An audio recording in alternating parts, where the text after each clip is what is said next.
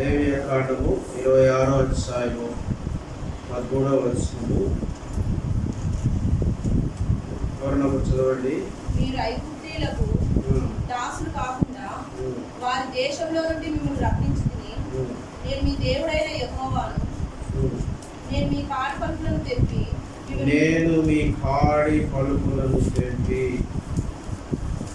మిమ్మును నిలువుగా నడవజేసింది. ఇక్కడ ఎవరి గురించి చెప్పబడిందంటే, ఇది ఇశ్రాయేల్ ప్రజలకు కాడి అనేది ఇశ్రాయేల్ ప్రజల మీద మోపబడింది. దేవుడు ఏం చేస్తాడంటే, ఈ కాడి పలుకులను తెంపి మిమ్మల్ని నిలువుగా నడవజేసింది. అంటే ఈ ప్రజలు నిలువుగా నడవలేకపోతున్నారు. ఇశ్రాయేల్ ప్రజలు నిలువుగా మరి ఎందుకు నడవలేకపోతున్నారంటే, వారి మీద కాడి అనేది ఉంది. కాడి అంటే అర్థం ఏంటి? కాడి అంటే అర్థం ఏంటంటే, పూర్వపు దినాల్లో నల్ల జాతీయులను బానిసలుగా పట్టుకునేవారు. నల్ల జాతీయులను బానిసలుగా పట్టుకున్నప్పుడు వాళ్ళు బానిసలుగా పట్టబడిన తర్వాత వారితో ఎలాంటి పని చేయించుకునే వాళ్ళంటే, ఈ దినము ఇప్పుడు చూస్తున్న కాడి వేరే, ఆ దినాల్లో చూస్తున్న కాడి వేరే. ఆ నల్ల జాతీయుల్ని బానిసలుగా పట్టుకున్నప్పుడు వారి మీద ఒక పెద్ద మరి చెక్కతో చేయబడిన ఒక పెద్ద బారు, పెద్ద కర్ర లాంటిది వారి మీద ఉంచి, వారి భుజముల మీద ఉంచి, ఆ కర్ర మీద వారి బరువులు మోసుకుంటూ లాక్కుంటూ వెళ్ళాల్సిన పరిస్థితి ఉంటే, అంటే ఈ ప్రజల యొక్క భుజాల మీద ఏ ప్రజలంటే బానిసలుగా పట్టబడిన ప్రజల యొక్క భుజాల మీద పెద్ద బారు లాంటి ఒక కర్ర, చెక్కతో చేయబడిన వుడెన్ పీసెస్తో చేసిన ఆ కర్రను ఏం చేసేవారంటే, బాగా బరువులు మోయగలిగిన కర్రను తీసుకొని రెండు భుజాల మీద, ఇప్పుడు ఎద్దుల మీద ఎట్లా పెడతారో అలానే అప్పుడు మనుష్యుల మీద పెట్టేవారు. ఈ నల్ల జాతుల మీద అలాంటి చెక్కను ఒకటి తయారు చేసి ఆ రెండు భుజాల మీద, అంటే ఇద్దరు మనుష్యుల భుజాల మీద ఈ చెయ్యి యొక్క కర్ర ఉంచి, ఈ కర్ర మీద ఆ బరువులు మోసుకుంటూ వారు తీసుకుని వెళ్ళాలి. దీన్ని ఏమంటారంటే కాడి. ఈ కాడి భుజాల మీద ఉన్నంతసేపు ఈ బానిసలు ఆ నొప్పిని తట్టుకోలేరు. ఎందుకంటే వారు మోయలేని, వారు చెప్పలేని, వారు మాట్లాడలేని ఆ బరువులు మోయాలి. ఒక బానిస ఇద్దరు బానిసలు కలిసి దాదాపుగా ఆ దినాల్లో ఎన్ని కేజీలు బరువులు మోసేవాళ్ళంటే, దాదాపుగా 500 కేజీల బరువులు మోసేవాళ్ళంట రోజు. నల్ల జాతీయులు 500 బరువుల కేజీల, అంటే ఆ కేజీ బరువులు ఉన్న వాటిని మోసుకొని భుజాల మీద ప్రతి దినము వారు ప్రయాసపడవలసిందే. అలాంటి స్థితి ఏంటంటే, వారు బరువులు మోయలేక చాలా మంది ఏం చేసినారంటే, వారు మోస్తూ ఆ బరువులు మోయడానికి చేతగాక ఆ యొక్క సముద్రాలలో, నదులలో దూకి చచ్చిపోయేవారు. ఆత్మహత్యలు చేసుకొని చచ్చిపోయేవారు. ఎందుకంటే ఆ కాడి అనేది అంత బరువైన, అంత కష్టతరమైనది, నడవలేనిది, సరిగా నడవలేనిది, ఆ బరువు మోయలేనిది. చాలా మంది నల్ల జాతీయులు ఆ దినాల్లో ఎక్కువగా ఎట్లా చనిపోయినారంటే, వీళ్ళు చంపలేదు కానీ వీళ్ళు బరువులు వారి మీద పెట్టడం ద్వారా వారు సముద్రాలలో, నదుల్లో దూకి చచ్చిపోయినారు. ఇది మనకు హిస్టరీలో, చరిత్రలో దొరుకుతుంది. ప్రియులారా, ఇక్కడ కాడి అంటే ఈ యొక్క ప్రజలు కూడా ఎలాంటి కాడిలో ఉన్నారంటే, నేను మీ కాడి పలుకులను తెంపివేస్తాను.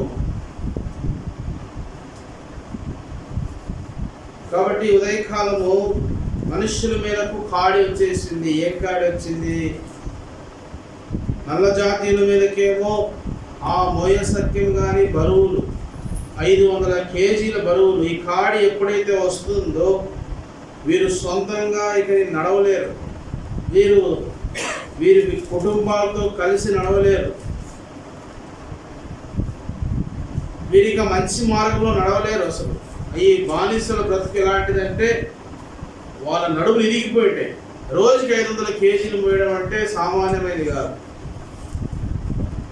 ప్రియులారా, వాళ్ళ నడుములు ఇరిగిపోయింటే వారు అంటే మామూలుగా అయితే వారు నడవలేని పరిస్థితి. ఇప్పుడు ఇశ్రాయేలీలు కూడా ఏ స్థితిలో ఉన్నారంటే వారు సరిగా నడవలేని పరిస్థితి. ఎర్ర సముద్రం వారు దాటలేరు వాస్తవానికి. ఎందుకంటే 430 సంవత్సరాలు వారు బానిసలుగా బ్రతికారు, వారు కాడి మోస్తూ బ్రతికారు. ఎర్ర సముద్రం వారు దాటలేరు. అందుకే చాలా టైం పట్టింది ఎర్ర సముద్రం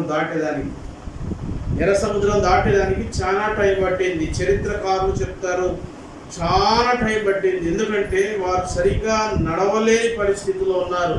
ఎందుకు నడవలేరంటే అప్పటికే వాళ్ళ ఐగుప్తీల యొక్క బరువులు మోస్తూ వారు సరైన చక్కని త్రోవలో ఎర్ర సముద్రం పాయం చేసిన నడిచే పరిస్థితి లేదు. కాబట్టి ఏమన్నాడంటే, అందుకే మిమ్మల్ని అందరూ ఏం చేసినారు, గద్దరెక్కల మీద మోసినట్టు దేవుడు అన్నాడు, మీరు కాదయ్యా నడిచింది, నేను మిమ్మల్ని మోసినాను. ఎర్ర సముద్రం పాయలేనప్పుడు నేను మిమ్మల్ని మోసాను, అందుబట్టి మీరు ఎర్ర సముద్రంలో నడిచారు. పిల్లల కాడి అనే దానికి ఇంత పెద్ద అర్థాలు ఉన్నాయి. కాబట్టి గుర్తుంచుకోవాల్సింది, మన యాత్రా జీవితంలో ఈ కాడి మోసేవారు సరిగా నడవలేరు. మనందరి మీద కూడా కొన్ని రకములైన కాడి మోపబడింది. ఏ కాడి మోపబడిందో మనం చూస్తే ద్వితీయోపదేశ కాండము 28వ అధ్యాయం 48వ వచనం. ద్వితీయోపదేశ కాండము 28వ అధ్యాయం 48వ వచనం. ఆకలి దప్పులతోనూ వస్త్రహీనతతోనూ అన్ని లోపములతోనూ యెహోవా నీ మీదికి రప్పించు. నీ శత్రువులకు దాసులవుతూ వారు నిన్ను నశింపజేయ వరకు నీ మెడ మీద ఇనుప కాడి ఉంచుదురు. నీ మెడ మీద ఇనుప కాడి ఉంచుదురు. వీళ్ళరా, మన శత్రువులంట మన మెడ మీద ఇనుప కాడి ఉంచారంట. ఇప్పుడు కాడి అంటే నాకు అర్థమైందా? కొంతైనా కాడి అంటే అర్థమైండాల. ఏంటి కాడి అంటే, ఎవరైతే బరువులు మోపుతారో వారు చెప్పిన మార్గంలో వెళ్ళాల్సిందే. మన మార్గంలో, మనం నీతి నిజాయితీ గల మార్గంలో కూడా వెళ్ళడానికి లేదు. ఇప్పుడు చూడండి ఏముందంట, మీ మెడ మీద ఏం కాడి ఉంది? ఇనుప కాడి ఉంది. ఇనుప కాడి మీ శత్రువులు ఎవరిచ్చారు? ఎందుకు ఇనుప కాడి వచ్చేసింది మన మెడ మీద? అరే మరి మోయ సఖ్యము కానీ ఇనుప కాడి. ఇనుము దేనికి సాదృశ్యం? ఎందుకు ఇనుప కాడి వచ్చింది? చూడండి, మన జీవితాల్లో ఇనుము అనే కాడి దేనికి వచ్చింది? కీర్తన 107వ అధ్యాయము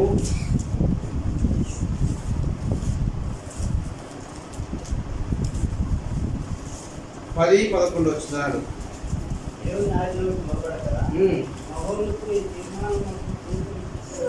మహోన్నతుని తీర్మానమును తృణీకరించినందున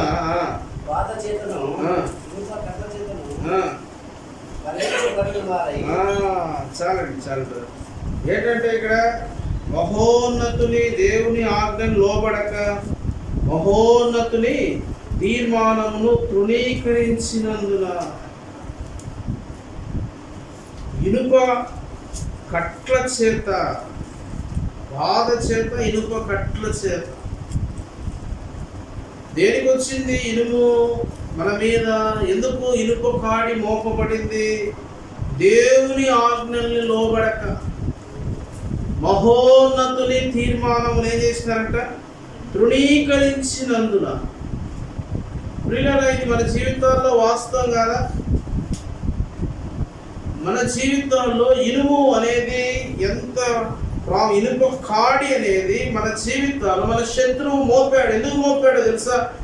మహోన్నతుని యొక్క ఆజ్ఞలను లోబడలేదు. దేవుని మహోన్నతమైన ఆజ్ఞలు లోబడక తృణీకరించినందున.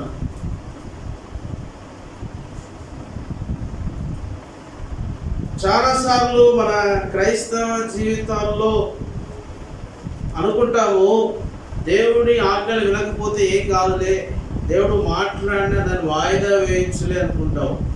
గుర్తుంచుకో, ఇనుప కట్లు అనేది, ఇనుప సంఖ్యలు అనేది వేయబడతాయండి ఆటోమేటిక్. దేవుడు మాట్లాడిన వాటిని, దేవుడిచ్చిన ఆజ్ఞలను, దేవుడు మాట్లాడిన మాటను తృణీకరిస్తే ఆటోమేటిక్గా ఇనుప సంఖ్యలు వేయబడ్డాయండి. ఇనుప సంఖ్యల చేత బంధించబడ్డారు. మనం అనుకున్నాం, మన గత జీవితాల్లో ఏమనుకున్నాము, దేవుని ఆజ్ఞలు లోబడలేదు, దేవుడు చెప్పిన 10 ఆజ్ఞలే కాదు, దేవుడు చెప్పిన నూతన నిబంధన ఆజ్ఞలే కాదు, ప్రతి ఆజ్ఞను మనం లోబడక ఆ ఆజ్ఞలన్నిటినీ మనం ఏం చేసినామంటే సంపూర్ణంగా తృణీకరించేసి, ఒక ఆజ్ఞ కాదు అన్ని ఆజ్ఞలను మనం తృణీకరించిన వారు. మనం అనుకున్నాము ఏం కాదులే, ఏం కాదులే. ఇప్పుడు కూడా చాలా మంది క్రైస్తవులు అనుకుంటారు ఏం కాదులే, దేవుడు మాట్లాడినా ఏం కాదులే, మహోన్నతుల తీర్మానం మనం తృణీకరించినా ఏం కాదులే. మీకు తెలీదు, శత్రువులు వచ్చి మనకు ఇనుప సంఖ్యలు వేసేస్తారన్న. ఇనుప సంఖ్యలు వేసేస్తారు. ఆ సంఖ్యల్లో నుండి మామూలు సంఖ్యలు అయితే తెచ్చుకొని రావచ్చు, కానీ ఇనుప సంఖ్యలు వేయబడిన వారు తెచ్చుకొని రాలేరు.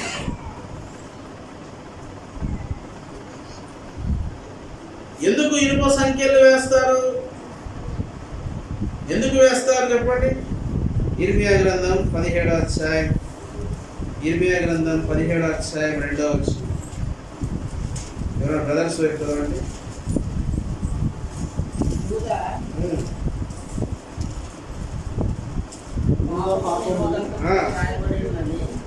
ఏమా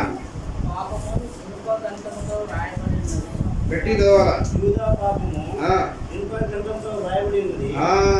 యూదా పాపము ఇనుప గంటముతో రాయబడి ఉన్నది. చూసారా ఇనుము ఎంత పని చేస్తా ఉందో? యూదా పాపం అంట ఇనుప గంటముతో రాయబడిందంట. ఇనుప సంఖ్యలు వేసేసినారు. దేవుని ఆజ్ఞలను తృణీకరించినందున, మహోన్నతుని తీర్మానం తిరస్కరించినందున యూదా పాపము ఇనుప గంటముతో, నీ పాపము నా పాపము ఇనుప గంటముతో రాయబడితే, మీకు తెలుసా ఇనుప గంటం అంటే? ఇనుప గంటంలో పాత దినాల్లో 2వ వర్తమానం చెప్తారు. పాత దినాల్లో ఎప్పుడైతే అబ్రహాము దినాల్లో వాళ్ళు ఏం చేసేవాళ్ళంటే, ప్రియులారా, ఆ దినాల్లో రాతలు అనేది ఎట్లా రాయడం స్టార్ట్ అయిందంటే, ఫస్ట్ మట్టితో రాస్తూ వచ్చారు, కానీ అది తొందరగా నిలబడలేదన్నమాట. వర్షం వచ్చినప్పుడు అది తొందరగా వెళ్ళిపోతూ వచ్చినాయి. వాళ్ళు ఏం చేశారంటే పెద్ద పెద్ద కొండలకు వాళ్ళు ఏం చేశారంటే ఈ ఇనుముతో చెక్కారన్నమాట. ఈ ఇనుముతో ఆ రాతలన్నిటినీ చెక్కారు. అప్పటి నుంచి ఇప్పటి కూడా శాస్త్రవేత్తలు పరిశీలన చేస్తే ఇప్పటికి కూడా మెసొపొతేమియా అనే ప్రాంతంలో ఇప్పటికి కూడా ఆ ఇనుముతో చెక్కబడిన ఆ రాతి మీద రాయబడిన రాతలు ఇప్పుడు కూడా ఉన్నాయి.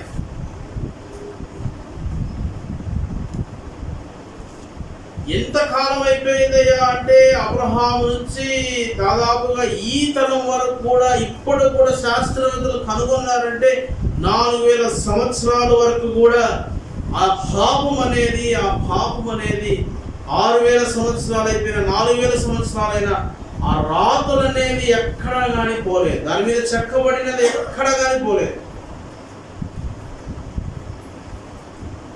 కాబట్టి శాస్త్రవేత్తలు, ఇవాన్స్ అనే ఒక శాస్త్రవేత్త కనుగొన్నాడు ఏంటంటే, ఈ రాతలు ఉన్నాయి. ఎట్లా రాశారు ఈ రాతలు అంటే, ఆ ఇనుముతో రాశారు.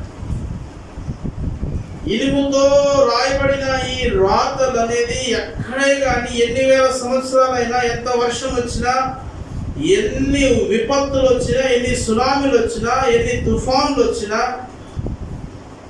అవి పోలేదు. కారణం ఏంటి? ఇనుము అట్లాంటి శక్తివంతమైన ప్రియులారా, మన పాపం కూడా ఎవరు రాసింది? ఇనుప గంటములతో రాయబడిన మన పాపం. ఎన్ని సంవత్సరాలైనా పాపం అట్లుండవలసిందే.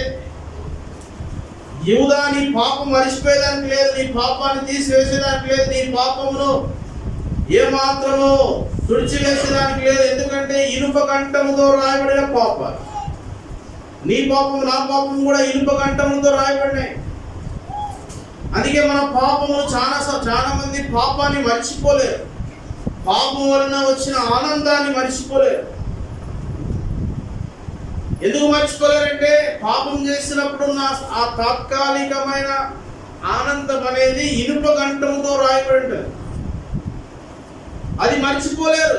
చాలా మంది గుర్తొస్తుంది బ్రదర్ అంటారు. ఎందుకంటే పాపం అనేది ఖచ్చితంగా రాయబడుతుంది. నీవు నేను పాపం చేసి అనుభవించిన ఆనందం పదే గుర్తు వస్తుంది. ఎందుకంటే అది రాయబడినది, అది తుడిచివేయబడింది కాదు. ప్రియులారా, ఇలాంటి కాడి అనేది ఎవరి మీద ఉందంట? నీ మీద, నా మీద ఉంది. అంతేకాదు, ఇనుము ఏం చేసినది? పాపాన్ని బట్టి 105వ కీర్తన 18వ వచనం,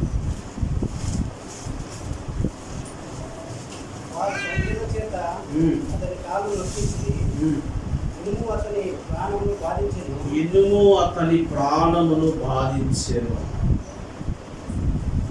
ఇనుము అంట అతని ప్రాణాన్ని బాధిస్తుంది. సరే, ఊరికే ఉంటుందా? మొదటేమో సంఖ్యలతో బంధించేసింది, రెండోదేమో ఇనుముతో పాపం రాయబడింది. పదే గుర్తు చేస్తోంది పాపం, పదే గుర్తు చేస్తోంది. నువ్వు ఇంత ఘోరమైన పాపివి, ఎక్కడ కూర్చున్నా, లేచినా, నడిచినా, ఎక్కడున్నా సరే పాపం పదే జ్ఞాపకం చేయబడుతుంది. మూడోది ఏంటంటే ఇనుము అతని ప్రాణాన్ని ఏం చేసినట్ట?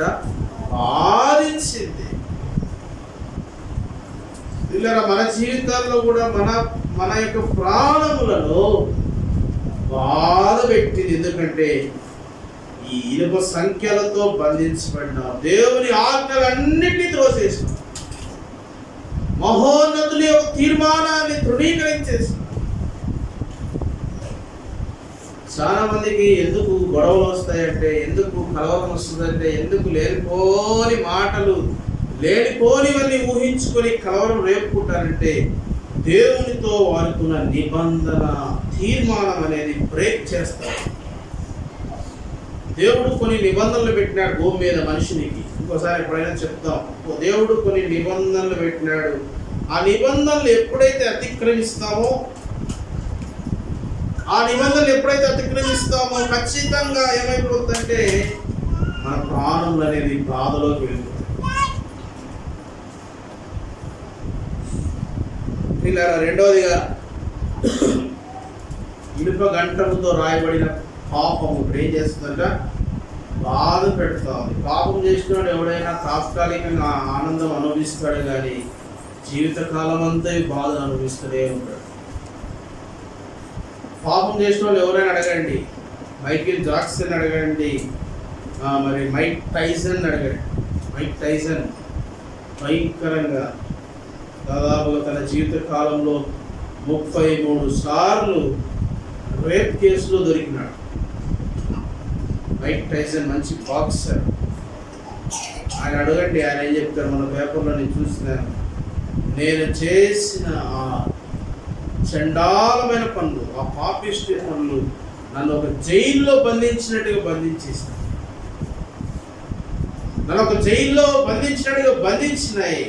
అవి పదే నన్ను వెంబడిస్తూ. పాపం అనేది ఏం చేస్తుందంటే, ఎంత కోట్లున్నా సరే, ఎంత వేల కోట్లున్నా సరే బాధలు తీసుకొస్తాయి పాపం. నువ్వు ఏం చేయకపోయినా, ఎవరు జోలికి పోకపోయినా, ఇంట్లో కూర్చున్నా, నీ వంట నువ్వు చేసుకొని, నీ ఇంట్లో నువ్వు ఉన్నా, నీ ఉద్యోగం నువ్వు చేస్తున్నా, నేను పాపం చేస్తే ఖచ్చితంగా బాధను తీసుకొస్తా. కాబట్టి వీళ్ళారా, ఇనుము అతని ప్రాణాన్ని బాధించింది. ఇంత ఇనుప కాడి కింద ఉన్న మనల్ని దేవుడు మీ కాడిని తెంపివేస్తాను. చూడండి ఏముందంటే 107వ కీర్తన 16వ వచనం. 107వ కీర్తన 16వ వచనం. ఆయన ఇత్తడి తలుపులను పగలగొట్టి ఉన్నాడు. గొలుసుల చేత బంధించబడ్డాం కదా, గొలుసుల చేత బంధించబడ్డాం. ఇప్పుడు ఏం చేశాడు? ఇత్తడి తలుపులను పగలగొట్టి, తర్వాత ఇనుప గడియలను విరగగొట్టి ఉన్నాడు. బంధించబడి ఉన్నాడు.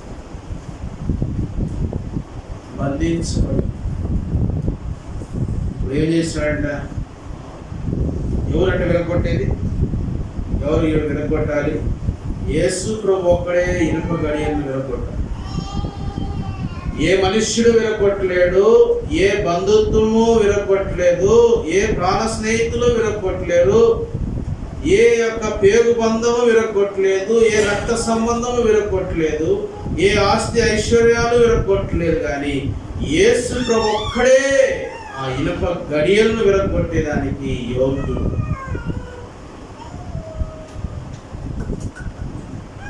అందుకే ఇనుము మన ప్రాణాలని బాధించిన యేసు ప్రభుని కూడా మేకులు చేతకొట్టాడు.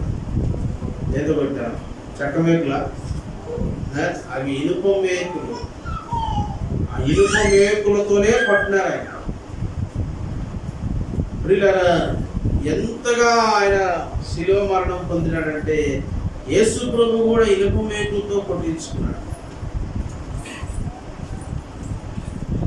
అందుకే ఇప్పుడు ఆయన ఒక్కడే ఆ ఇనుప చేతులకు ఇనుము ఎప్పుడైతే ఆ ఇనుప మేకులతో కొట్టించుకున్నాడో ఆ చేతులతోనే ఇప్పుడు ఆ ఇనుప గడియలను విరగొడుతున్నాడు.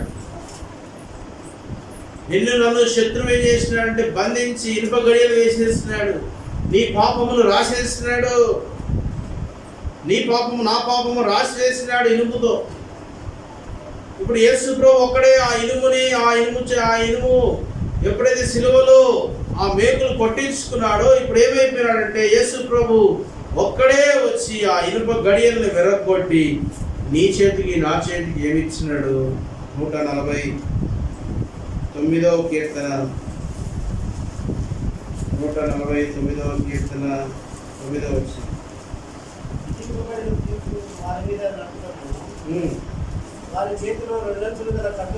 వారి చేతిలో రెండంచుల గల ఖడ్గం ఉన్నది. ఆయన భక్తులందరికీ ఘనత ఇదే. చూడండి, ఆయన భక్తులందరికీ ఘనత ఏంటంటే ఇనుప చేతుల చేత బంధించబడి ప్రభువా, మరి దేవుడు మన యొక్క పాపములు ఇనుము చేత రాసి పెట్టిన సైతాన్ రాసిన ఇనుము చేత రాసిన పాపమును ఏం చేసినాడంటే ఆ గడియను ఆ యొక్క ఇనుము యొక్క ఆ ఇనుము గడియను పగలగొట్టి ఏం చేసినాడంటే ఇప్పుడు నీ చేతిలో నా చేతిలో రెండంచుల గల ఖడ్గము దేవుని గ్రంథం ఇచ్చినాడు. రెండంచుల ఖడ్గం ఇచ్చినాడు. ప్రియులారా, ఎంత గొప్ప కార్యం చేసింది! ఏ మనుషుడైనా చేయగలడా అండి? నీవు నేను ప్రేమించే ఏ మనిషి అయినా చేయగలడా ఈ కార్యాన్ని? కాబట్టి ఆయన ఒక్కడే స్తుతులకు పాత్రుడు. ఆ ప్రభుని మొట్టమొదటి తలంపు ఏంటంటే నేను నీ ఇనుప కాడిని తెంచి వేస్తున్నా. నీ మీద నా మీద ఉన్న ఇనుప కాడిని దేవుడు తెంచి వేస్తున్నాడు. ప్రియులారా, ఈ కాడి మోయలేక అనేకమైన నల్ల జాతీయులు చనిపోయినారు. ఈ కాడి నిన్ను నన్ను బాధించి, ఈ కాడి నీ పాపము నా పాపము పదే పదే గుర్తు చేస్తూ వచ్చి ఈ కాడి దేవుని ఆజ్ఞలు లోబడకుండా మహోన్నతుని తీర్మానము తృణీకరించేటివి చేస్తుంది. ఇలాంటివి జీవితంలో మనల్ని ఇప్పుడు ఇనుప గడియలను పగలగొట్టిన దేవుడు యేసుక్రీస్తు. ఎందుకు పగలగొట్టాడు? అని పాట లేకుండా కాదు, ఆ సంఖ్యలతో ఉన్న నీకు. అందుకే చాలా మంది వారి జీవితాల్లో ఎట్లా ఉంటారంటే, ఇనుము అనే తర్వాత చెప్తాను, చాలా చూద్దాం, రెండో తరగతి చూసి ముందుకు వెళ్దాం. ఇనుము మరి ఇనుము కాడి, రెండవ కాడి ఏంటో చూస్తాము. నెహెమ్యా గ్రంథము, యెషయా గ్రంథం 10వ అధ్యాయం, యెషయా గ్రంథం 10వ అధ్యాయం 27వ వచనం.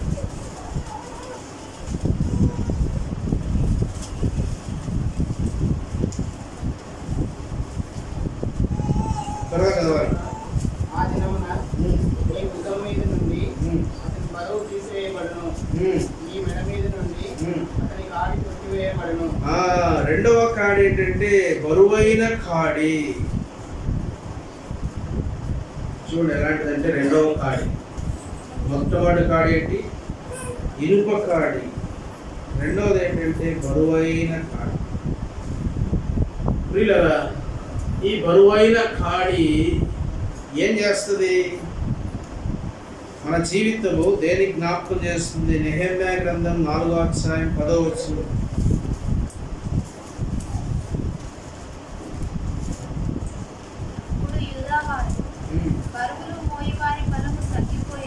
బరువులు మోయేవారు బలము తగ్గిపోయేను. చూడండి, బరువులు మోయేవారు బలము తగ్గిపోయేను. ఈ బరువైన కాడి దేనికి సాదృశ్యము? బరువైన కాడి మోస్తున్న వారు బలం తగ్గిపోయిందంట. ఎందుకు తగ్గిపోయింది? ఉన్న చెత్త విస్తారము కదా, ఉన్న చెత్త విస్తారము. మన జీవితంలో కూడా మన మీద ఏం మోపబడిందంటే బరువైన కాడి. ఏంటయ్యా ఈ బరువైన కాడి అంటే? చెత్త. ఈ చెత్త ఉండడం బట్టి వారి బలము తగ్గిపోయిందంట. బరువు మోసే వారి యొక్క బలము తగ్గిపోయింది. ఎందుకంటే ఈ చెత్త ఎక్కువైపోయింది, చెత్త విస్తారము.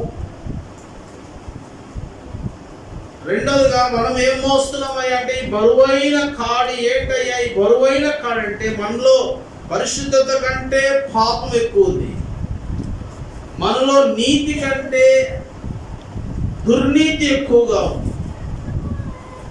ఇవన్నీ చెత్తకు సంబంధించినవి. మంచి ఆలోచనల కంటే చెడ్డ ఆలోచనలు ఎక్కువగా ఉన్నాయి. ప్రియుల, యథార్థత కంటే కపటం ఎక్కువగా ఉంది. మన జీవితాల్లో ఈ చెత్తతో నింపబడిన, ఈ చెత్తతో నింపబడిన. అందుకే బరువు మోసే వారి బలం తగ్గిపోయింది. ఈ బరువైన కాడి దేనికి సాదృశ్యమో తెలుసా? మనలో ఉన్న దుర్నీతి, మనలో ఉన్న కపటం, మనలో ఉన్న చెడు, మనలో ఉన్న అపవిత్రత, పరిశుద్ధత ఉండవలసినంత లేకుండా, యథార్థమైన జీవితం ఉండవలసినంత ఉండకుండా, నీతి కలిగి బ్రతకాల్సినంత నీతి లేకుండా, వీళ్ళరా చెత్తలు ఎక్కువగా మనం సమకూర్చుకున్నాం. అందుకే మన బలము తగ్గిపోయింది. బరువు మోసపోయేవారు బలం ఏమైందంట? తగ్గిపోయింది. ఇది వాస్తవం కదా. అందుకే నెహెమ్యా గ్రంథం 4వ అధ్యాయం 10వ వచనం.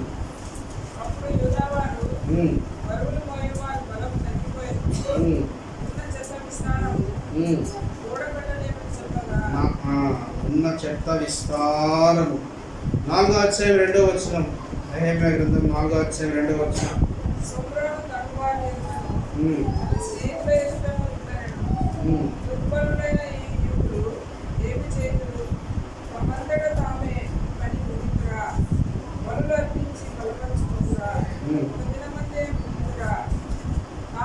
చెత్త కాల్చబడిన చెత్తను. పిల్లరా, చెత్త దేనికి ఉపయోగిస్తున్నట్టే? కాల్చబడిన చెత్త. మనం మోసే కాడి ఏంటో తెలుసా? దుర్నీతి అనే బరువు మోసే. మనం మోసిన కాడి ఏంటో తెలుసా? అపవిత్రత అనే కాడిని మోసే. ఇవే బరువు కలిగజేసింది. ఇవన్నీ ఇప్పుడు ఏం చేసినాయంటే, ఇవన్నీ చెత్తను ఏం చేస్తున్నారంట? కాల్ చేస్తున్నారు. కాల్చబడవలసిన చెత్త. ఈరోజు నువ్వు నేను కూడా కాల్చబడవలసిన వారు. ఎందుకంటే చెత్త మన జీవితంలో కూడా ఉంది కదా. చెత్త మన జీవితంలో కూడా ఉంది. నువ్వు నేను అందరం కాల్చబడవలసిన వారమే. ఎవరు తప్పించుకునేది లేదు. ఇక్కడ ఎవరు అతిథులు లేరు. మనందరం ఒకప్పుడు అదే జీవితం. ఈ కాడిని కూడా మోస్తా ఉన్నాం. ప్రియులారా, ఇలాంటి స్థితిలో యూదా పత్రిక రండి. యూదా పత్రిక 1వ అధ్యాయం 23వ వచనం. ఒకటి అధ్యాయం ఉంటుంది, 23వ వచనం చూడండి. అగ్నిలో నుండి లాగినట్టు కొందరిని రక్షించుడి. దేవుడు అగ్నిలో నుండి లాగినట్టు చెత్త పనులు చేసి చెత్త జీవితం జీవించిన నీకు నాకు అగ్నిలో కాల్చబడవలసిన జీవితాన్ని అగ్నిలో నుండి ఏం చేశారంట? కొందరిని లాగారంట. ఆ కొందరిలో నువ్వు నేనున్నావు. ప్రియులారా, బాగా జ్ఞాపకం చేసుకోవాల్సింది ఏంటంటే, అంత మనం అందుకు దేవుని ఆరాధించాలంటే ఆ కొందరిలో ఉన్నాం. అందరూ లేరు ఈ కొందరిలో. అందరు అగ్నిలో కాల్చబడుతున్నారు. కానీ ఆ కొందరు లాగినట్టుగా దేవుని యేసు ప్రభు శిలువ రక్తం, యేసు ప్రభు ప్రేమ, యేసు ప్రభు వాత్సల్యత ఏం చేసిందంటే అగ్నిలో నుండి లాగినట్టుగా లాగేసింది. ఈ చెత్తతో కాల్చబడవలసిన నీ జీవితం, నా జీవితాన్ని దేవుడు లాగేసినాడు యేసుక్రీస్తు ద్వారా. యేసుక్రీస్తు శిలువ ద్వారా అగ్నిలో నుండి లాగేసి ఎంతగా ప్రభుని మనము ఆరాధించబడుతున్నామో ఒకసారి జ్ఞాపకం ఉంచుకోండి. 3వ కాడి ఏంటంటే, 3వ కాడి చూసి ముగిస్తాం. ఇర్మియా గ్రంథం 28వ అధ్యాయం 2వ వచనం.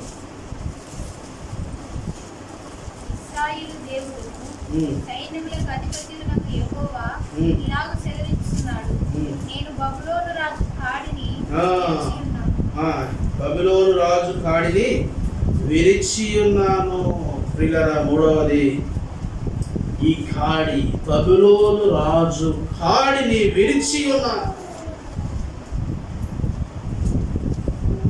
ఏంటయ్యా బబులోను రాజు కాడి? ఇదే కాడిది. ఇది ఎలాంటి కాడిది? బబులోను అనే పదము హీబ్రీలో నుంచి వచ్చింది, గ్రీక్లో నుంచి కూడా ఉంది. కానీ హీబ్రీలో నుంచి బబులోన్ని బాబేల్ అంటారు. బాబేల్ హెబ్రీలో బాబేల్ అంటే తారుమారు అని అర్థం. తారుమారు అంటే మన జీవితం అంతా ఏ కాడి కింద ఉందామంటే తారుమారయ్యే కాడి కింద ఉన్నాం. బబులోను కాడిని తెంపి వేస్తానంటే మన జీవితం అంతా తారుమారుతో ఉంది. స్థిరమైన జీవితం లేదు. ఎందుకుంటది తారుమారైన జీవితం? ఎందుకుంటది మన జీవితం? చూడండి, సామెతల గ్రంథం 19వ అధ్యాయం 2వ వచనం. సామెతలు 19వ అధ్యాయం 2వ వచనం.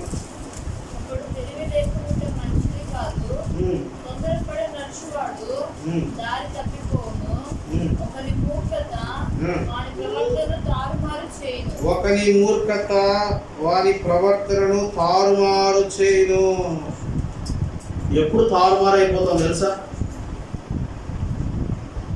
ఏ ప్రవర్తన అంట? మూర్ఖత. ఒకని మూర్ఖత వాని ప్రవర్తనను తారుమారు చేయు. బబులోన్ అనగా బాబేల్, బాబేల్ అనగా తారుమారు. మన జీవితాల్లో మన ప్రవర్తన మూర్ఖమైన ప్రవర్తన కాబట్టి తారుమారైన మన జీవితాలు తారుమారైపోయినా. ప్రియులారా, మనం జ్ఞాపకం ఉంచుకోవాల్సింది సత్యాలు మనం తెలుసుకోవాల్సింది ఏంటంటే మన ప్రవర్తన మూర్ఖమైన ప్రవర్తన. మూర్ఖం అంటే ఏంటి? ఒకసారి చెప్పిన కదా, ఎన్నిసార్లు చెప్పినను లోబడని వాడినే మూర్ఖులు అంటారు.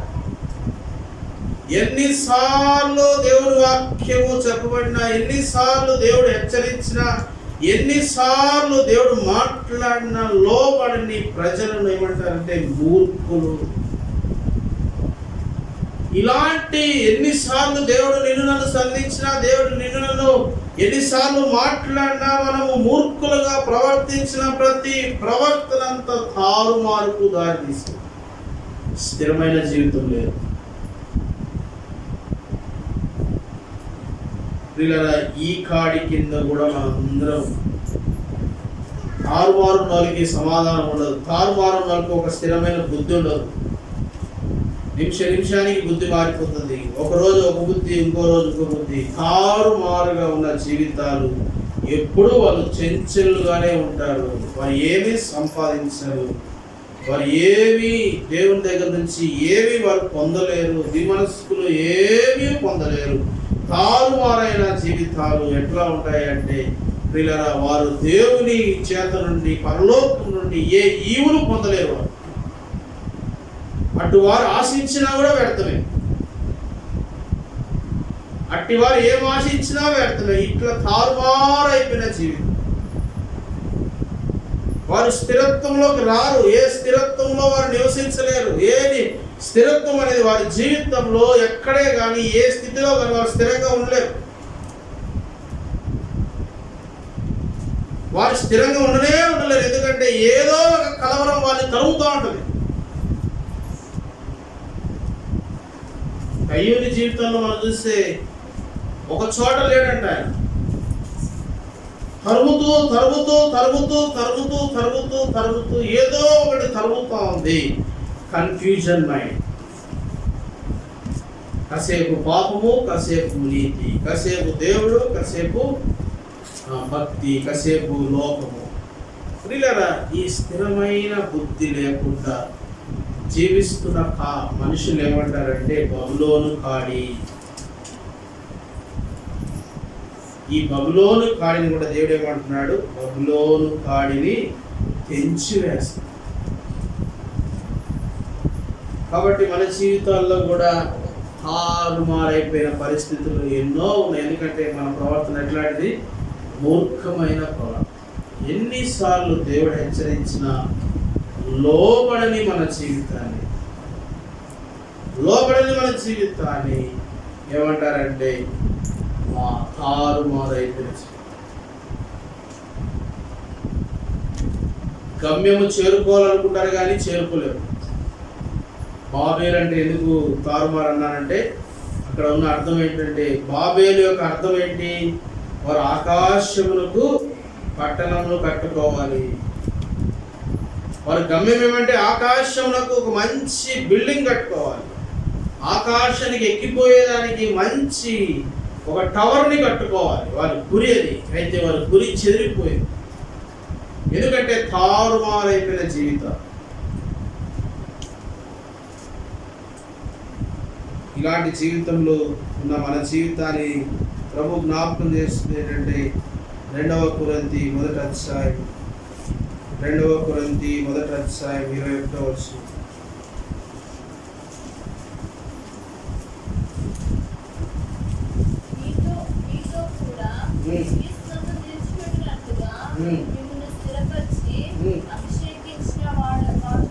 మిమ్మల్ని స్థిరపరిచి అభిషేకించువాడు దేవుడే.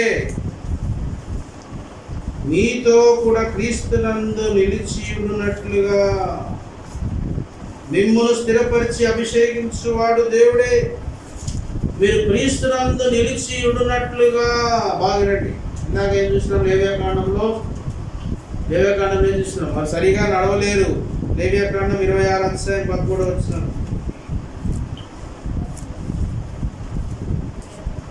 త్వరగా. మీరు ఐగుప్తీయులకు దాసులు కాకుండా వారి దేశంలోనే మిమ్మల్ని రక్షించుకుని నేను మీ దేవుడైన యెహోవాను. నేను మీ కాడి పలుకులను తెప్పి మిమ్మల్ని నిలువుగా నడవజేసేదను. మిమ్మల్ని నిలువుగా నడవజేసేదను. ఇప్పుడు వచ్చిందే నిలువుగా నడవజేస్తుంది. నిలువుగా ఎందుకు నడవలేకపోయినారంటే ఈ కాడి వాళ్ళ మీద మోపబడింది. ఇప్పుడు మనం చూసిన 2 కొరింథీలో 1:21 మీతో కూడా క్రీస్తునందు నిలిచి ఉండునట్లుగా మిమ్మల్ని స్థిరపరిచి అభిషేకించువాడు దేవుడే. పిల్లల ఎంత సత్యం చూడండి. యేసుక్రీస్తు ప్రభువులో నిలిచి ఉండేటట్లుగా అభిషేకించిన అంట నిన్ను. నిలిచి ఉండలేని పరిస్థితి, ఈ కాడి వల్ల నిలిచి ఉండలేని పరిస్థితి, నిలిచి ఉండలేని మన జీవితాన్ని ఇప్పుడు ఆ కాడినంతటిని, కాడి యొక్క పలుకులను తెంపివేసి ఇప్పుడు మనల్ని ఎట్లా చేసినాడంటే క్రీస్తులో నిలిచి ఉండేవారుగా చేసినాడు. ఇంటి గొప్ప ఆధిక్యతలు నీకు నాకు ఇచ్చినాడు. నంబర్ 1 చెప్పండి, ఏమేమి కాడి మోస్తూ వచ్చినాం? ఇనుప కాడి. నంబర్ 1 ఏం కాడి? ఇనుప కాడి. రెండోది ఏం కాడి? బరువైన కాడి. మూడోది ఏం కాడి? బబులోను కాడి. తారుమారు. పిల్లరా, ఇలాంటి కాడిని ఇప్పుడు ఏం చేసినాడంట? దేవుడు తెంపి వేశాడు. ఇలాంటివి ఎవ్వరు చేయరండి. ఇలాంటివి చేయడానికి కూడా ఏ శక్తి సరిపోదు. యేసుక్రీస్తు ప్రభు శిలువ రక్తము, శిలువ త్యాగమే ఈరోజు నీ మీదున్న కాడి, నా మీదున్న కాడిని దేవుడు తెంపి వేశాడు. కాబట్టి ఈ వాక్యం